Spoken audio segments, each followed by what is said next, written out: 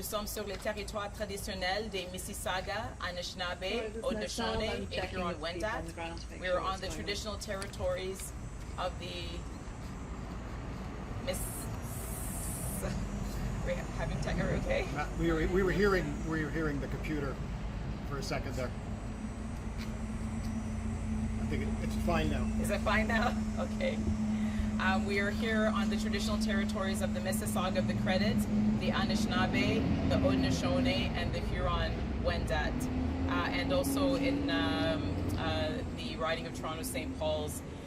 Now, this building behind us, the Artscape Witchwood Barns, is an anchor for this community. It's a testament to the determination and ambition of a community and what can happen when it works together with various levels of government to get important things done.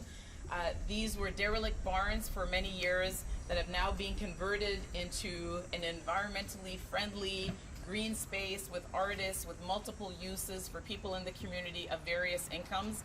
And it really demonstrates what we can do when we work together.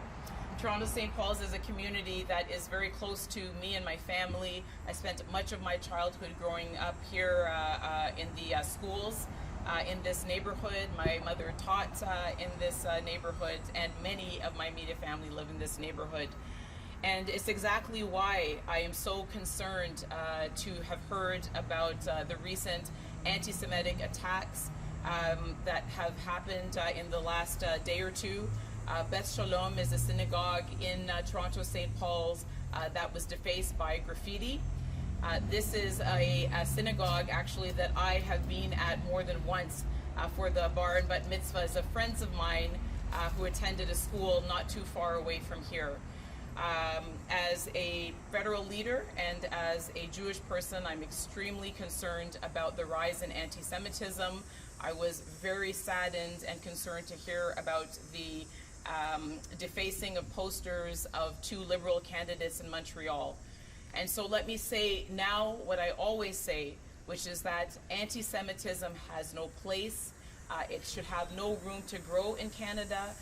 We need to denounce it collectively. We need to call out hate whenever we see it. Silence emboldens the hate.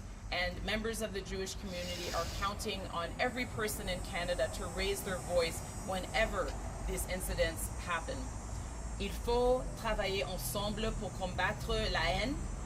On ne doit pas avoir place pour la haine ici au Canada. On voit que les actes d'haine continuent à augmenter, à monter. Et il faut absolument insister qu'on n'a pas de silence quand on fait face à ces incidents. I also wanted to briefly mention a situation which continues to unfold and which has got to remain front and center on the minds of people in Canada, and that is the situation in Afghanistan. We heard yesterday from our Prime Minister in his own words that it would be now virtually impossible for Canada to rescue the Afghan people who helped our military and their families, given that the Taliban has completely taken over Afghanistan, given that they control the borders and the checkpoints. And this was a completely foreseeable situation.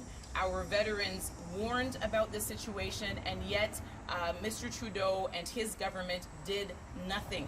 They did nothing to ensure the security and safe passage of Afghans at a time when it was still possible to do.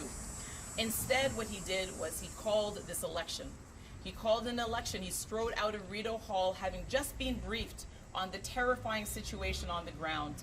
And he went out and decided that the best use of his time and his Minister of Defense was to travel the country fighting an election instead of fighting for the lives of our friends and allies who helped us in Afghanistan. And so I called for an emergency leaders debate on this issue, and I'm calling for one again, exactly because this is not the way we treat our allies. This is not the way we treat our friends who have put their lives in danger in order to be of help and of service to people here in Canada. Those are not our values.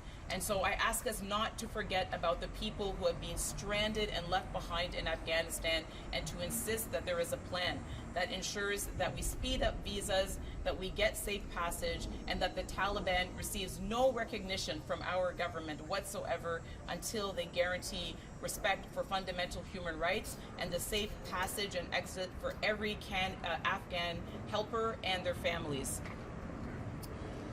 Alors, il faut assurer qu'il y a un plan pour les familles et les personnes qui restent en Afghanistan, qui méritent notre protection exactement parce qu'ils ont protégé nos soldats.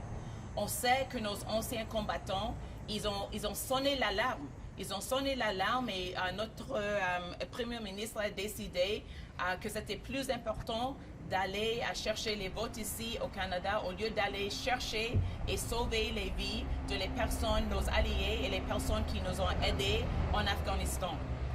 C'était tout à fait prévisible. On a reçu beaucoup de préavis. On ne peut pas abandonner nos alliés en ce moment en Afghanistan.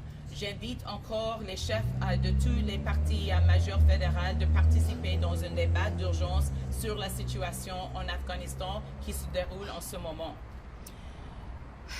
This is a bit of a roller coaster of a press conference, but it was so important to mention those two things today.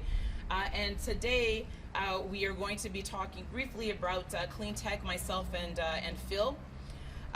We talked the other day about our green future. We talked the other day about the fact that climate change is here. Climate change has arrived. We see it in the hundreds of forest fires that are burning across the country.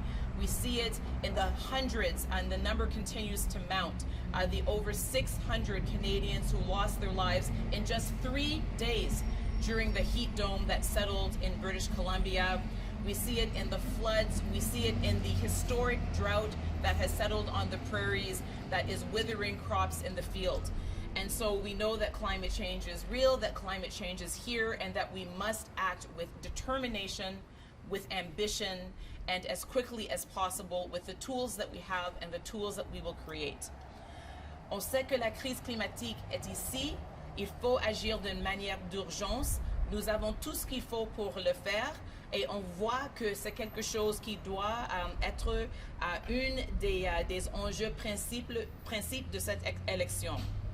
So the Green Party never mentions a problem without talking about the solutions. Nous sommes le parti d'innovation, d'idées, et nous allons toujours proposer les politiques les plus innovateurs pour les plus grands défis. And so that's what we're about today. With Phil's help, we're going to be introducing some of these key elements in order to get us to net zero as quickly as possible. And why is that so important to get to net zero as quickly as possible? Because we know that any little bit that we can limit our warming, any little bit that we can keep the degrees of warming from increasing in Canada, the more we protect ourselves from even more intense heat domes, even more intense droughts, even more intense weather and climate events. Alors chaque fraction de degré est énormément important. Il faut assurer qu'on limite au maximum possible notre réchauffement planétaire, exactement parce qu'on veut éviter des événements plus intenses et plus fréquents. And so what are some of the elements to reduce our greenhouse gas emissions as quickly as possible and as efficiently as possible? Here are some of those elements here. We protect what we have. We know that we have carbon sinks. For instance, our trees that are an enormous source of decarbonization. We need to protect the forests that we have. We need to protect our old growth. And of course, we need to plant. And I'm telling you that if we don't get started on planting those 2 billion trees that have been promised for years and years by the Conservatives, I'm going to grab my kids and a couple of greens and some shovels and just get, planting myself, because we've waited long enough for those 2 billion trees. Renewables everywhere. Canada's electricity grid is one of the good news stories for Canada in terms of our decarbonization. We are 80% of the way there. 80% de notre énergie est des sources renouvelables. Alors, qu'est-ce que nous allons faire pour atteindre l'autre 20%? We have to make sure that we get to that 20% as quickly as possible, because as the IPCC said, the UN panel on climate change said clearly, the future is renewable energy. The future is in renewable energy. And then we need to take that electrification and make the best use of it possible. We need to make sure that we are putting it to good use by decarbonizing our transportation, by decarbonizing our building sectors as well. This is an area where Canada can be a global leader. This is an area where we can work with the United States as well. C'est possible pour Canada d'être au premier rang de pays qui utilisent leur énergie renouvelable pour décarboniser le reste de la société. Tackling industrial emissions. Agriculture, steel, cement, other products, all of these things contribute to our quality of life, and all of these things emit. All of these things require deep decarbonization as well. And we need new technologies that do not yet exist, and Phil's going to talk more about that. Et finalement, la science et l'innovation. Non, c'est un enjeu, un fil pour élaborer. Mais le Canada a la possibilité d'être encore au premier rang d'innovation et science si on décide d'investir. Unfortunately, Canada at this moment has the second lowest investment in research and development, the second lowest in the G7. We know that innovation is an engine for our economy. We know that the countries that invest the most in innovation are the ones that are going to be the most competitive in the future.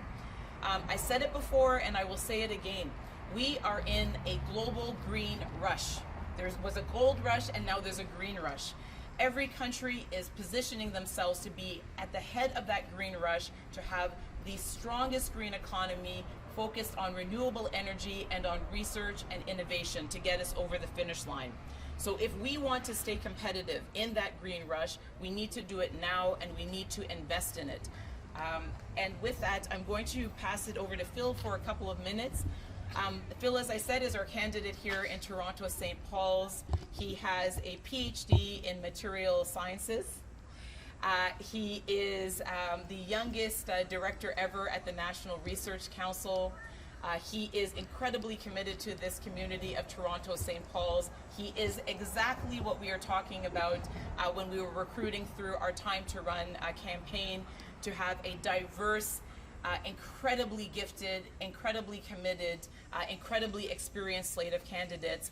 And he, of course, is going to be able to share a little bit more about how these key elements, all of these things together, combined with political will, combined with the ambition and determination of the people of Canada, can ensure that when we have our next election, that Canada is known globally as a leader in research and development, in deep decarbonization, in reducing greenhouse gases, because we are not going to leave the future to pay for the decisions we delayed today.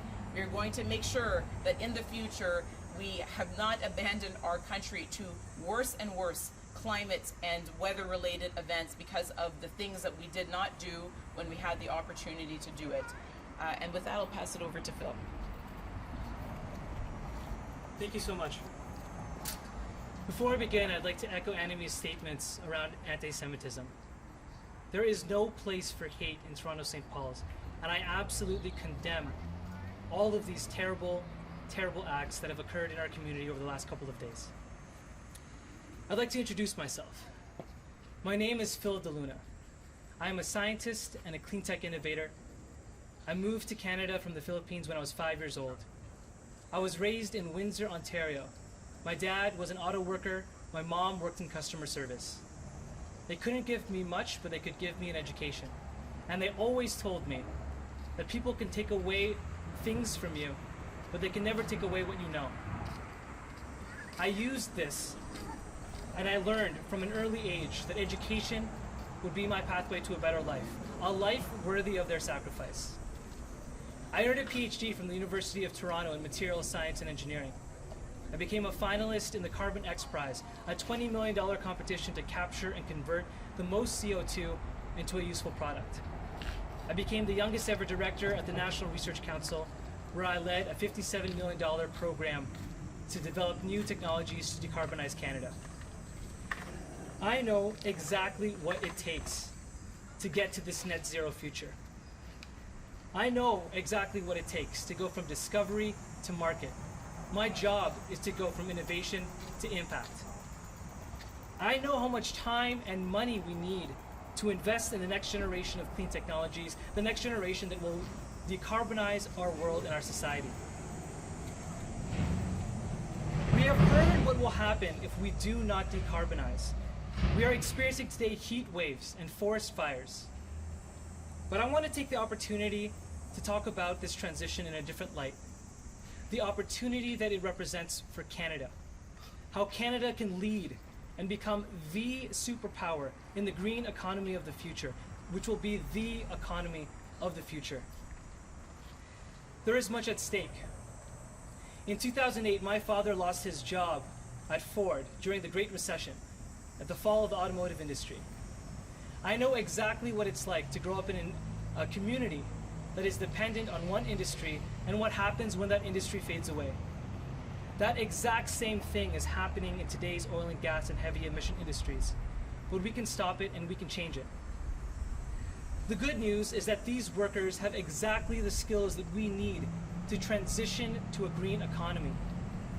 We need welders and pipe fitters and electricians and technicians with deep expertise in how to move things around and fluid mechanics and fluids.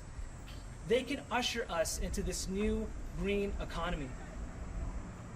We need to make sure that every family and every job and every person has a clean energy destination to transition to.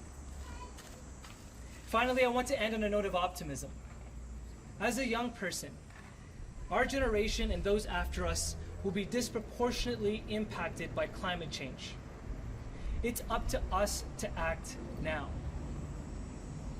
We are ready to provide solutions. We are ready to get to work. We are ready to be the climate leaders that Canada needs now more than ever. Thank you. Phil. Thank you so much, Phil. And let me tell you this, there's a lot more where that came from in the Green Party this year. Take a look at our candidates. They have the solutions, we have the solutions, and we also have the talent to bring those solutions to light. Et avec ça, je suis prêt pour les questions. With that, I'm ready for any questions. Thank you very much. Thank you, Ms. Paul. I believe we're going straight to questions online. If there are any journalists on this call who would like to ask a question of Ms. Paul or Mr. DeLuna, please use the raised hand feature to let us know. Bonjour, on va aller à les questions sur Zoom. S'il y a des questions, s'il vous plaît, utilisez la fonction de lever la main pour signaler que vous voulez demander une question. Are there any questions, please? Currently no questions online. Il n'y a pas de questions online. Thank you, Ms. Paul. Thank you very much. Well, thank you very much for being with us here today, and look forward to seeing you at the next one. Thank you very much again to Phil and to all the Greens for welcoming us here in Toronto, St. Paul's. Thank you, Ms. Paul and Mr. DeLuna. This will end today's press conference. Merci, Madame Paul and Thank you Mr. so much for DeLuna. joining us today. This concludes today's press conference with the leader of the Green Party Canada, Annamie Paul, and guest speaker Phil DeLuna. Merci, au revoir.